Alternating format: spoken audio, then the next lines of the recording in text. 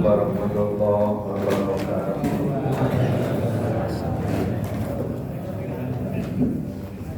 Mari kita buka kembali mushaf Al-Quran. Masih pada surat Ali Imran, surat ketiga. Kita lanjutkan mulai ayat 28.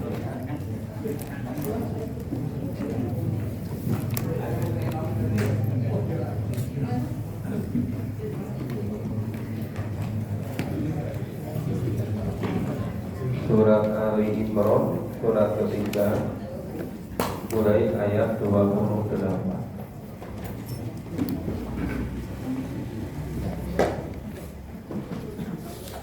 A'udzu billahi minasy syaithanir rajim. A'udzu billahi minasy syaithanir rajim. Bismillahirrahmanirrahim. Bismillahirrahmanirrahim. La yattakhidhul mu'minuna al-kafirina awliya. La yattakhidhul mu'minuna al-kafirina awliya min dunil mu'minin. Awliya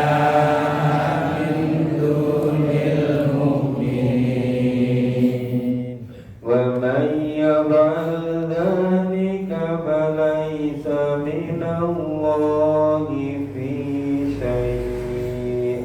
ومن يفعل ذلك فليس من الله في شيء إلا أن تتقوا منهم تقاه.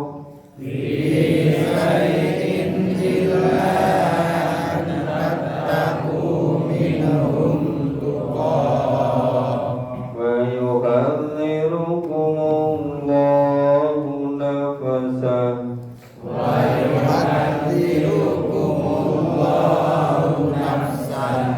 وإلى الله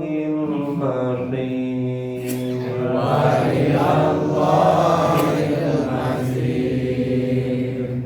قل إن تخفوا ما في صدوركم أو تبدوه يعلمه الله.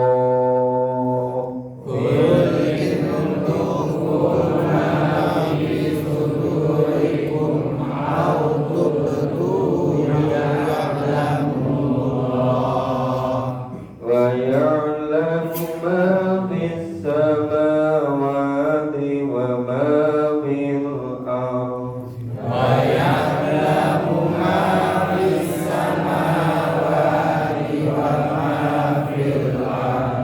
والله على كل شيء قدير.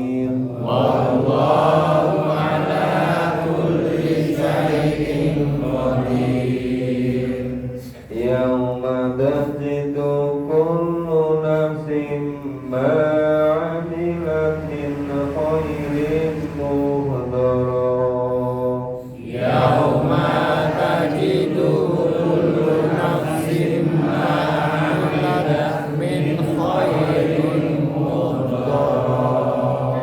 وما عملت من سوء.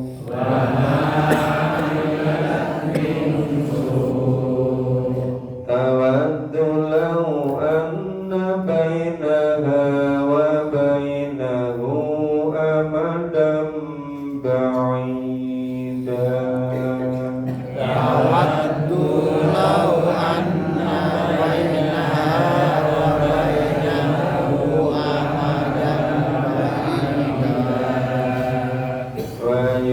ويحذركم الله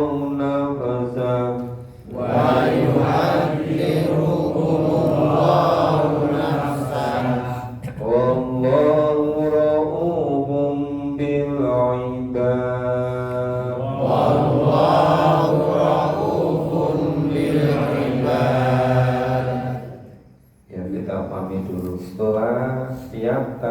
yakidil mu'minuna kafirina awliya.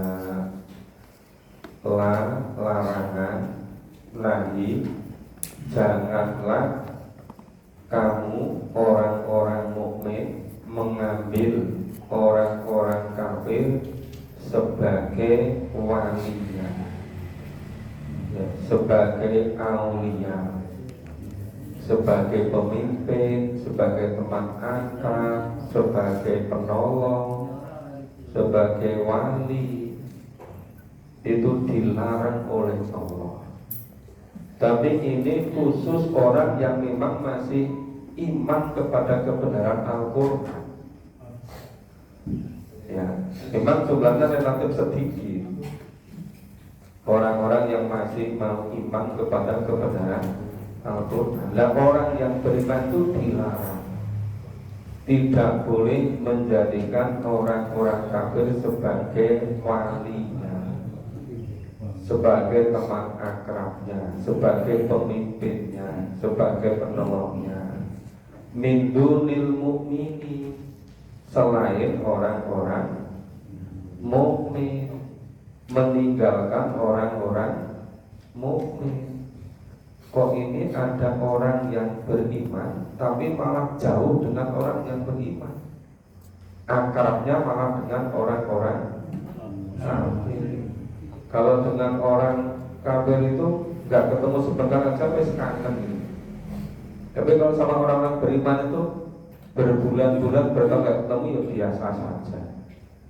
Itu kenapa terjadi begitu? Padahal Allah melarangnya. Wa may yaf'al dzalika falaisa minallahi fi syai'in. Barang siapa yang melakukan semacam itu tanpa ada sebab tertentu sedikit pun, ya, itu Allah tidak mau lagi, atau Allah lepas diri dari memberi pertolongan mereka. Jadi kalau orang-orang mukmin, ya, tidak mau mengikuti larangan Allah, dilarang tidak boleh menjadikan orang-orang kafir sebagai walinya, lebih mendahulukan orang kafir daripada orang-orang mukmin. Barang siapa yang melakukan semacam itu, Allah lepas diri dari mereka.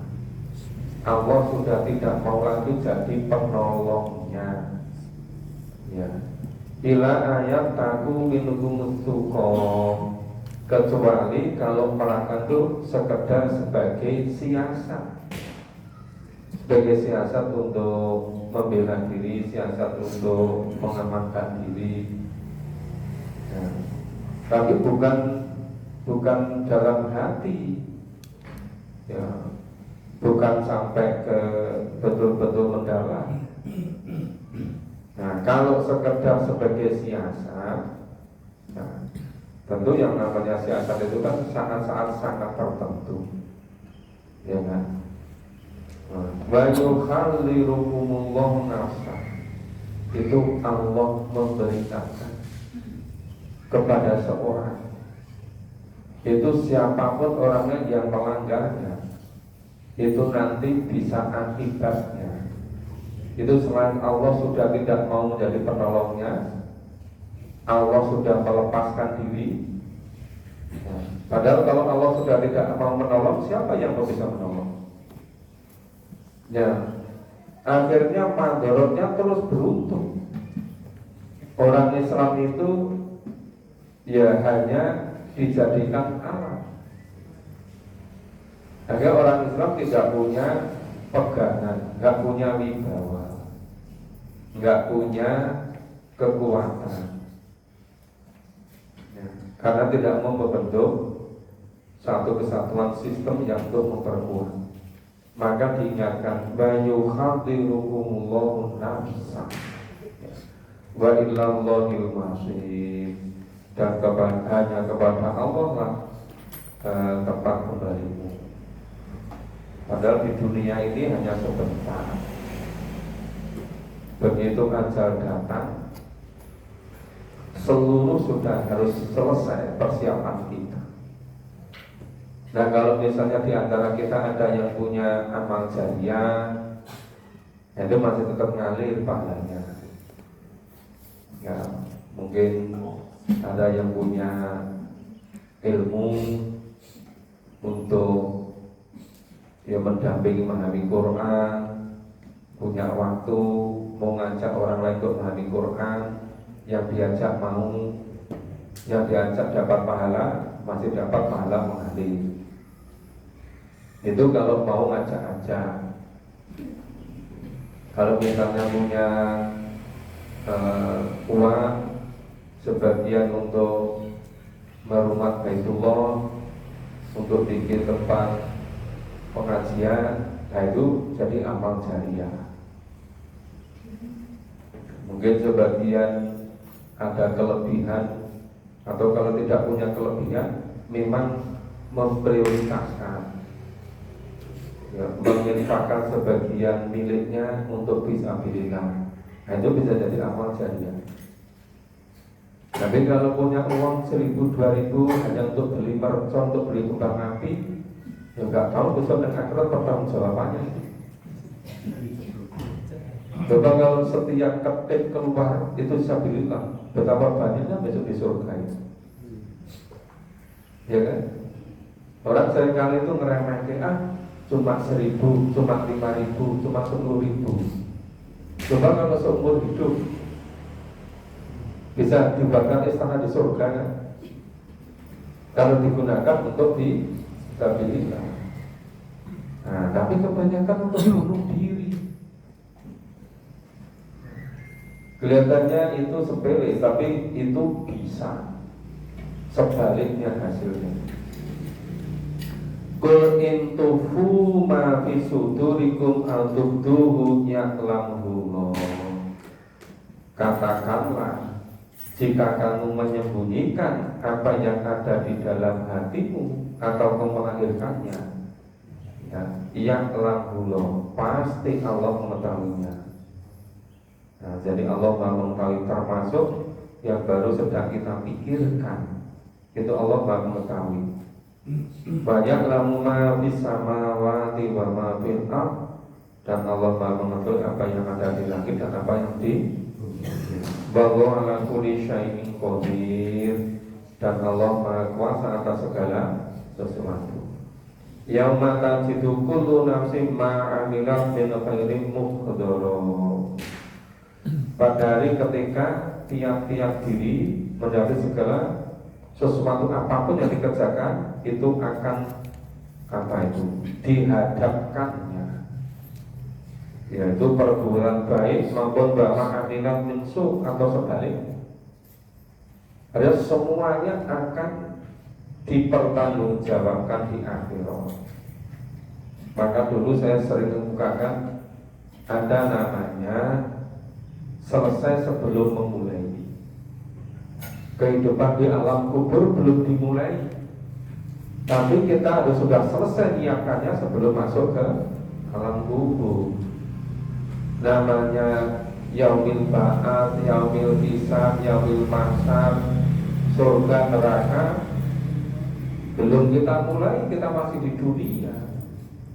Tapi kita menyiapkannya sudah harus selesai 100% ketika kita di dunia ini. Dan itu istilahnya selesai sebelum dimulai. Sebelum dimulai kehidupan di akhirat, tapi sudah harus selesai. Jadi berbeda kalau di dunia ini ada ujian. Nanti kalau nggak lulus bisa ujian ulang, bisa mengulang, bisa remedi. Itu nggak bisa besok. Ini hidup di dunia sudah gagal. Setelah sampai di akhirat, kembalikan ke dunia untuk memperbaiki. Gak ada. Hanya sekali ini. Hidup di dunia sekali, kenapa? Kok tidak secara keseluruhan, secara kapan digunakan untuk fisabilillah? Mulai hal-hal yang terkecil sampai yang terbesar. Ada orang itu lampu di rumahnya itu dihidupkan sepanjang masa. Nek diloke cuma seberapa, paling sebulan hanya 1,5 juta bayarnya. Lampu sampai 1,5 juta atau 1.200.000. Itu kalau setahun, kalau sebulan, kalau 12 bulan, kalau seumurnya. Itu kalau untuk bangun masjid mungkin tidak bisa. Kelihatannya cuma setiap hidupkan lampu itu nggak pernah dimatikan. Di mana-mana begitu.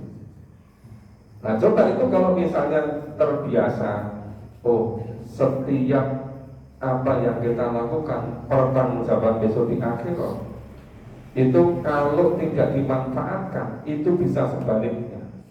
Maka disebutkan pamatu lau anna bainaha wa bainahu amatan ba'ida. Ingatlah kalau ada jarak yang jauh antara dia dengan amalnya yang jahat itu, Allah memperingatkan kamu terhadap dirinya. Maunya itu menghindar, maunya itu tidak tanggung jawab. Ya. Dulu ketika di dunia menjelang bulan Ramadan, apalagi menjelang Idul Fitri, itu menghidupkan kembang api di mana-mana. Ya, menghidupkan apa itu, meletuskan mercon di mana-mana. Dan baru sadar besok ketika di akhirat, ternyata ditanya pertanggungjawaban. Maunya mengingkari, menjauhkan diri, nggak akan pernah bisa. Maka diingatkan, bayukan dirikumullahu nafsa. Ya, Allah mengingatkan dirimu. Di dunia itu sudah tidak bisa hidup secara tuntunan Allah, tidak iman, ya, tidak bisa membedakan mana yang di jalan Allah, mana yang di jalan sebaliknya. Apalagi besok di akhiratnya. Maka itu menjelang akhir ayat 28 sama dengan menjelang akhir ayat 30. Wa yukhadirukumullahu nafsa. Setiap hal yang sangat berbahaya tetapi orang anggap biasa-biasa saja, dianggap empun umumnya empun ngoten gitu. Nek wit cilik niku pun dilatih ngunehke mercon, sampe nek gedhe gen pun pinter. Pun umum ngoten iku kan. Ya, maka Allah ingatkan, wa yukhadirukumullahu nafsa. Hati-hati kamu. Di dunia sudah nanti tidak bisa cara hidup yang Islami, apalagi besok di akhirat. Maka diingatkan, wa yukhadirukumullahu nafsa wallahu ra'ufum bil ibad. Ya, dan Allah sangat penyayang kepada hamba-hambanya. Ada juga yang gini, itu kan uang-uangnya sendiri, harta-harta sendiri, ngapain kok gunakan semuanya kok tidak di lock gitu kan? Seringkali kita dengar begitu kan? Loh, padahal itu selama masih di dunia sebelumnya masih bisa memperbaiki. Cuma karena sudah resisten lebih dulu, sudah tidak mau menerima apa itu peringatan. Nah, walaupun Allah mengulang-ulang, mayukhadirukumullahu nafsa, ya, Allah mengingatkan dirimu, hati-hati. Itu menunjukkan apa? Menunjukkan betapa bahayanya. Nah, kalau masing-masing bangsa itu punya namanya kata-kata bijak. Kalau waktu kecil dulu kami sering dengar, misalnya, ngati-ati yo, wong ki ora kesandung gunung. Wong mlaku ki ora kesandung gunung. Nek kesandung kerikil. Iya kan? Nah ini Allah mendika wa yukhadirukumullahu nafsa. Ya. Jangan menganggap enteng, jangan anggap biasa hal-hal yang tidak sesuai dengan tuntunan Allah. Karena apa? Terjadi akumulasi, terjadi penambahan, bahkan bisa pengkalian tuh, bisa berkali-kali gitu. Ini terjadi seperti itu. Kita baca selanjutnya. A'udzu billahi minasyaitonir rajim. A'udzu billahi minasyaitonir rajim. Qul in kuntum tuhibbunallah. Qul in kuntum tuhibbunallah. Fattabi'uni yuhibbukumullah. Fattabi'uni yuhibbukumullah. Wa yaghfir lakum dzunubakum. Wa yaghfir lakum dzunubakum. Wallahu ghafurur rahim. Wallahu ghafurur rahim. Qul atii'ullaha war rasul. Qul atii'ullaha war rasul. Fa in tawallaw fa innallaha la yuhibbul kafirin. Fa in tawallaw fa innallaha la yuhibbul kafirin. Qul in kuntum tuhibbunallah. Katakan, Nabi didhawuhi oleh Allah. Katakan wahai Nabi. Nabi diminta untuk menyampaikan kepada orang-orang, kepada umatnya. In kuntum tuhibbunallah. Jika kamu semua mencintai Allah, jika kamu semua benar-benar mencintai Allah, fattabi'uni, ikutilah aku. Bapak Ibu pernah nggak membaca di sejarah Sirah Nabawi, sejarah Nabi? Nabi pernah itu foya-foya dalam hidupnya, ya kan? Penggunaan harta dihambur-hamburkan pernah? Padahal kita diperintah loh, fattabi'uni, ikutilah aku Nabi. Nah, kenapa itu menjadikan sesuatu hasanah, suri teladan yang baik. Yuhibbukumullah, niscaya atau pasti ya, Allah akan mengasihi kamu, Allah akan menyayangi kamu. Wa yaghfir lakum dzunubakum, dan Allah akan mengampuni dosa-dosa. Jadi kalau kita ingin dicintai oleh Allah dan diampuni dosa-dosa kita secara sepenuhnya, secara sungguh-sungguh, ayo kita ikuti Nabi. Kalau Nabi tidak melaksanakan, kita berusaha juga tidak usah melaksanakan. Itu nanti bisa Allah mencintai kita dan Allah mengampuni kesalahan-kesalahan kita. Sekarang itu kalau betul-betul cermat loh Bapak Ibu, itu sebetulnya banyak sekali aktivitas yang sebenarnya tidak sepenuhnya bisa memperbaiki hidup kita di dunia, apalagi besok di akhirat. Cuma karena sudah terjadi turun-temurun berabad-abad, terjadi seperti itu. Jadi seakan-akan sudah dianggap suatu hal yang ya sudah umum gitu. Itu biasanya sulit sekali kita mau memperbaikinya itu. Apalagi yang namanya menggunakan uang, menggunakan harta, itu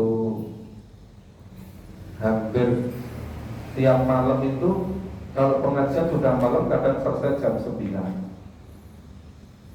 Ya, itu biasanya ada makanan gitu kan. Kadang kalau dimakan sudah malam nanti sulit bangun jam 2 lebih. Tapi kalau nggak dimakan besok pagi mungkin sudah gak enak. Tapi udah terbiasa itu, udah turun temurun itu. Nanti kalau nggak disediakan dianggap nggak umum. Terus ada yang ngomong, janela arepan soda kopi kapan? Jadi rumah saya sodakoh itu hanya melalui seperti itu. Nah, saya seringkali malam hari nggak mau membawa, nggak mau makan. Malah ada yang sudah tidak. Padahal itu kalau malam nggak mau gitu. Ada yang sudah beberapa ngerti, tapi tetap juga dibawakan. Nah, kalau yang dibawakan itu mungkin bisa beberapa hari, mungkin nggak mubazir lagi. Ada juga kan pertemuan pengurus pas hujan, yang datang cuma segelintir orang, disiapkan banyak sekali. Ada terlalu banyak sekali, suruh bawa, nanti bawa, nanti nggak ada yang makan mubazir. Tapi kalau nggak dibawa, terus disiap-siap begitu. Nah, itu sebetulnya kalau mau bagus, malah ini yang dikirim secepatnya ke panti-panti, mungkin malah bisa bermanfaat kan? Ya, gitu. Ya, kembali ke sini. Itu tadi baru hal yang sifatnya kecil-kecil.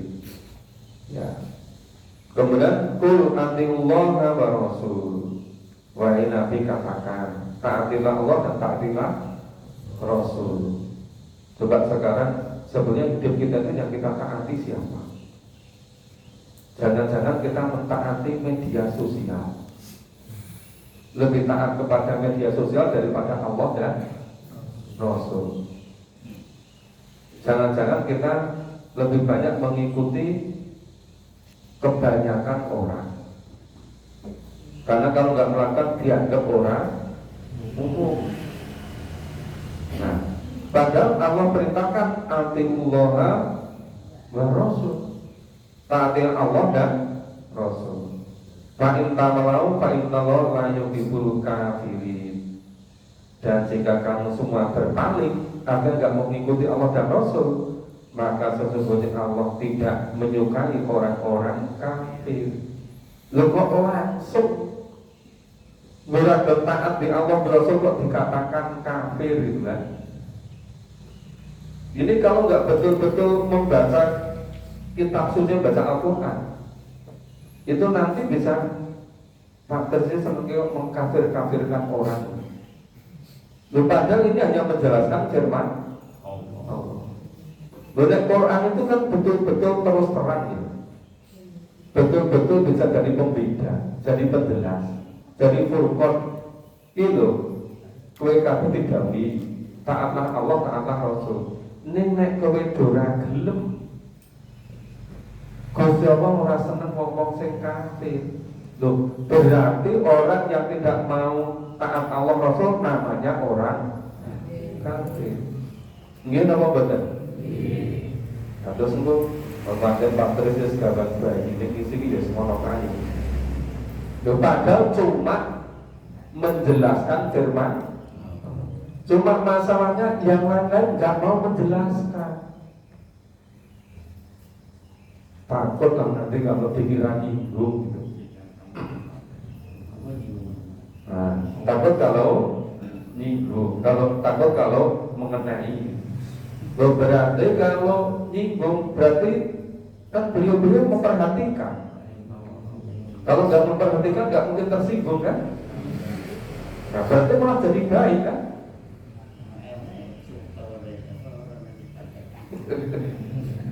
Ya, tapi memang ini agak sensitif ya, yang ayat ini. Tapi kalau nggak dijelaskan, nggak dipahami ini firman Allah. Tapi nggak dijelaskan, itu ya kebanyakan nggak siap. Gitu. dikira nyinggung, padahal memang ini nyinggung beneran gitu. Daripada hanya dikira gitu. Oke, kita baca. Ini mulai ayat 33 sampai ayat seterusnya ya. Ini betul-betul dari inti kenapa dikasih surat Ali Imran. Yang dulu hari Senin yang lalu pengantarnya sudah kami singgung. Nah ini mulai ayat 33 kita baca. A'udzu billahi minasyaitonir rajim. A'udzu billahi minasyaitonir rajim. Innallaha astafa Adam wa Nuha. Innallaha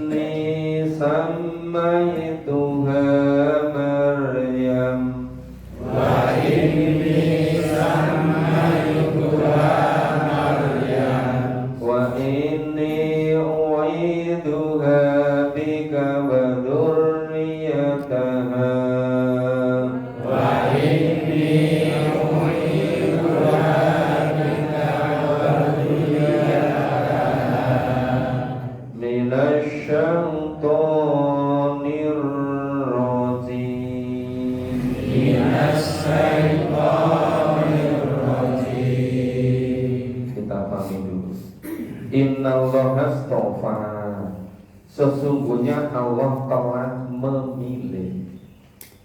Listofa. Siapa yang Allah pilih? Adam wa Nuh. Nabi Adam dan Nabi Nuh. Nabi Adam manusia pertama.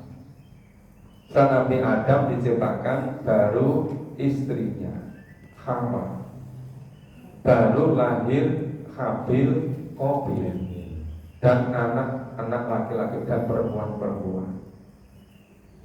Nah kemudian setelah berjalan sekian generasi, mungkin puluhan generasi, sampai kepada Nabi Nuh.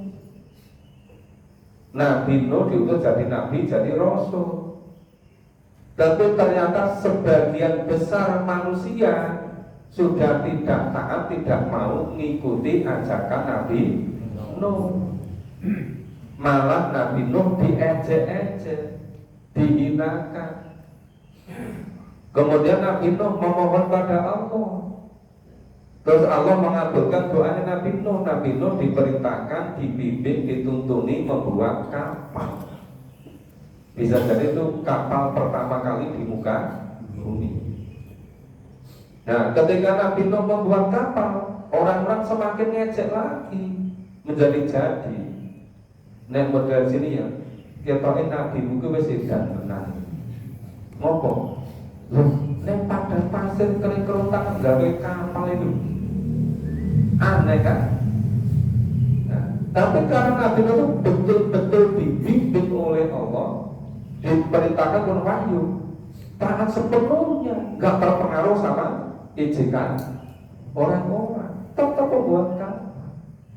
Ketika kamu sudah jadi Nabi Nuh, orang yang beriman, semuanya dimasukkan ke kapal.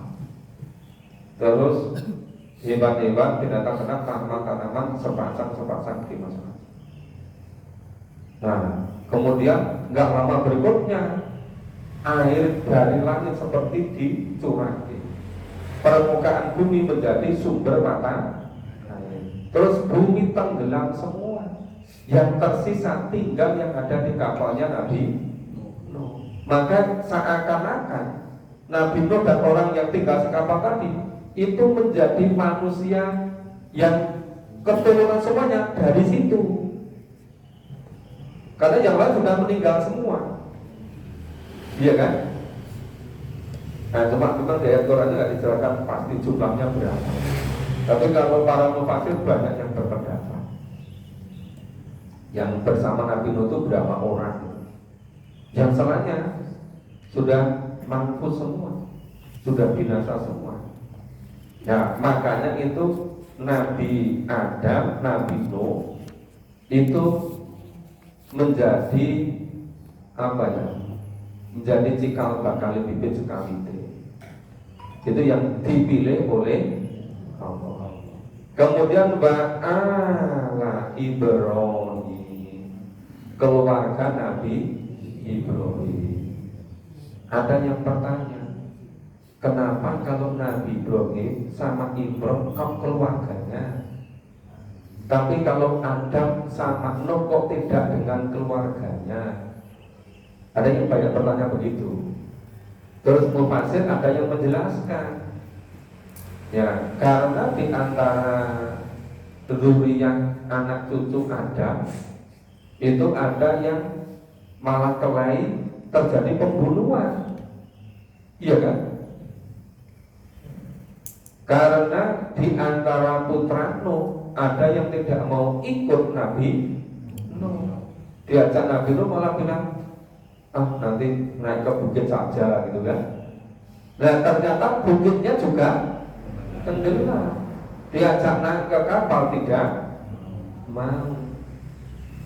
Nah, jadi Nabi saja itu bisa tidak diikuti oleh keluarganya.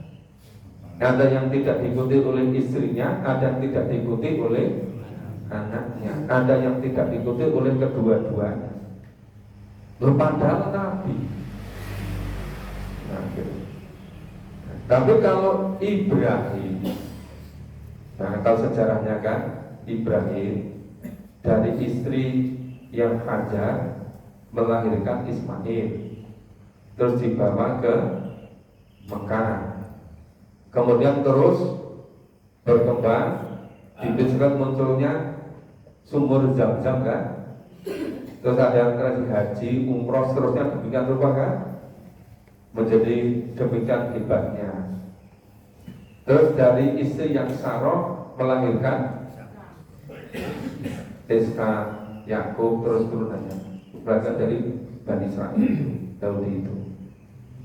Nah, terus wa'ala Imrona, kemudian keluarga Imron.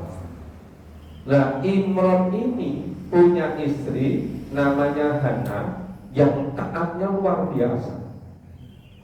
Taat pada Allah, taat pada suami. Nah, kemudian ketika punya anak perempuan yang besar, menjadi istrinya Zakaria. Anak yang perempuan yang berikutnya namanya Maria. Nah, ketika hamil sudah bilangkan, ini nanti semata-mata untuk mengabdi pada Allah, untuk memakmurkan Baitul Maqdis. Makanya kenapa ya disebut di sini Nabi Adam, Nabi Nuh, Imron dan keluarganya, Ibrahim keluarganya itu terpilih orang yang dimuliakan dari seluruh umat manusia di alam semesta ini.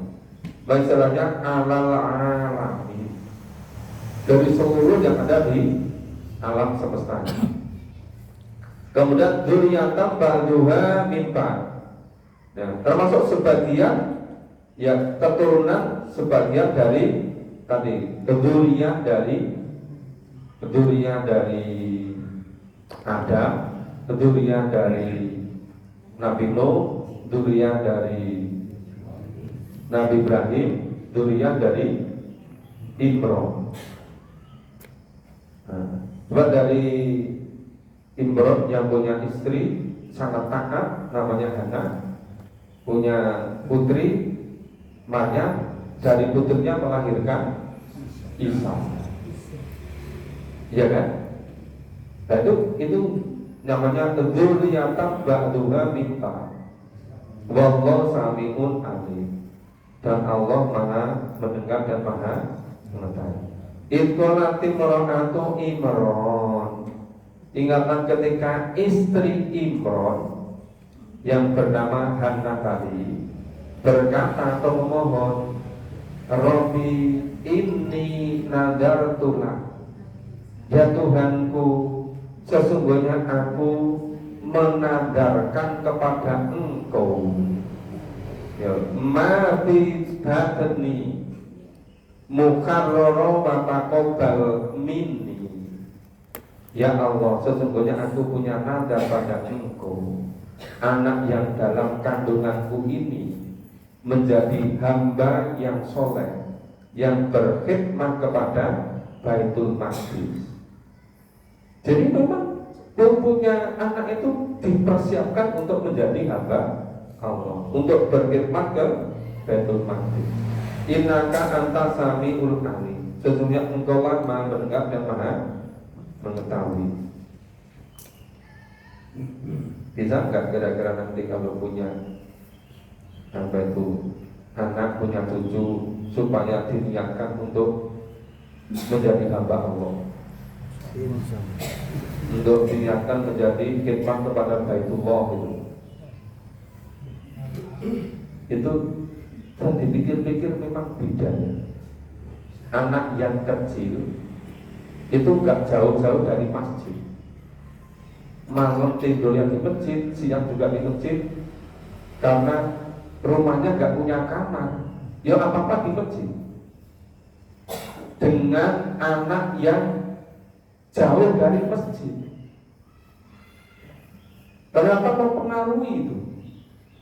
Dari kecil misalnya sampai usia 15 tahun atau 18 tahun, ini yang terbiasa di masjid dengan yang tidak, nanti kan berbeda. Nah, iya kok enggak? Nanti kalau enggak percaya, nah kalau punya dunia, coba sebagian dikondisikan sejak kecil di masjid terus, yang satunya lagi jauh dari masjid. Nanti jadinya ketika umur 30 tahun, 40 tahun berbeda. Nah, ini ya karena yang namanya lingkungan itu sangat berpengaruh, sangat menentukan. Dan kemudian falama balau ada, maka tatkala istrinya Imron telah melahirkan anaknya, qala Rabbi inni wada'tuha unta. Ya Tuhanku, sesungguhnya aku melahirkannya seorang anak perempuan, unta. Semula dikira atau berharapnya anak laki-laki. Zaman dulu belum ada USG, kan belum lama itu kan. Nah, jadi dulu berharap pokoknya itu anak laki-laki. Ternyata wandok Tuhan unta, melahirkan anak perempuan.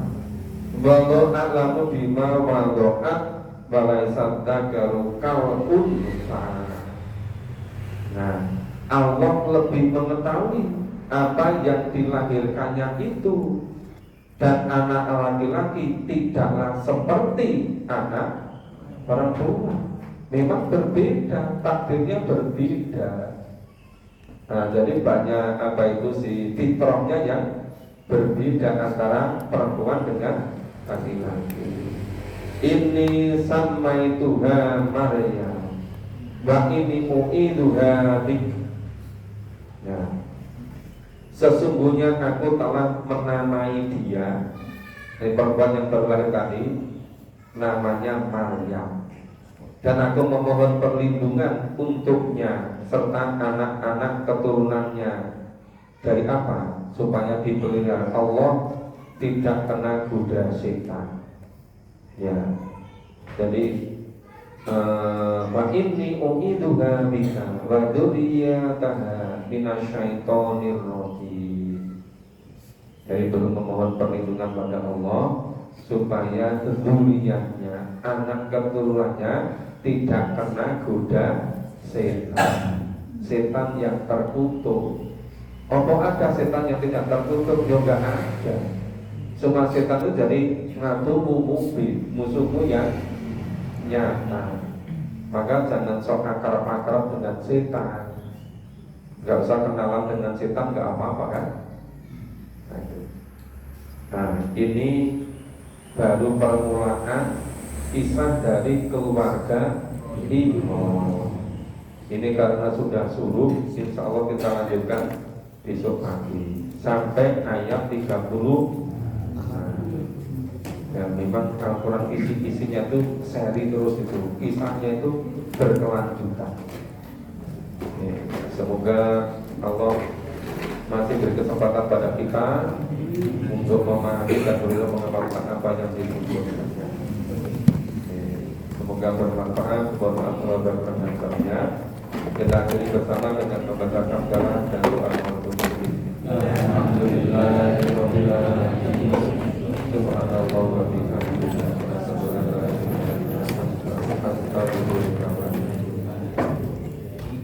Assalamualaikum warahmatullahi wabarakatuh.